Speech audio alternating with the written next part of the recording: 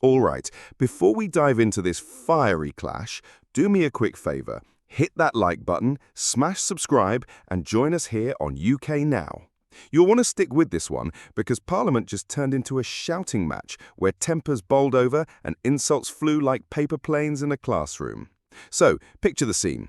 Richard Tice, Reform UK's leader, is on his feet in the Commons. He doesn't mince his words. He fires straight at the Home Secretary. With channel crossings up over 40% this year, hitting nearly 30,000, he says government policy isn't a deterrent at all. In fact, he claims it's acting more like a magnet.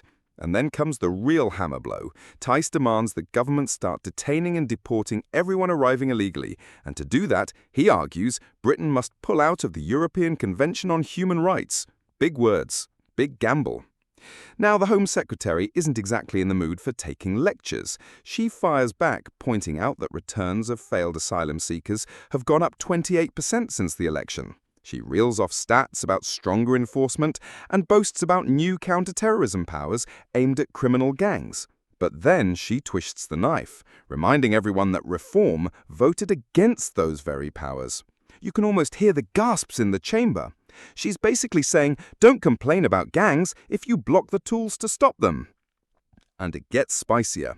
She waves the deal with France like a trophy. Immediate detention on arrival, swift returns across the channel. But then she lands her own punchline. Reform's policies, she says, sound just like the old Conservatives, chaotic promises that collapsed before. Only this time, she adds with a smirk, it's chaos on steroids.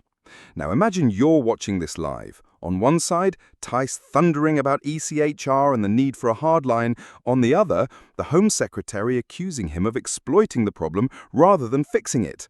Honestly, it's less like a debate and more like a political roast. So let me ask you this. Whose argument actually makes sense to you? Is Tice right that only a full break from the European Convention will stop the boats?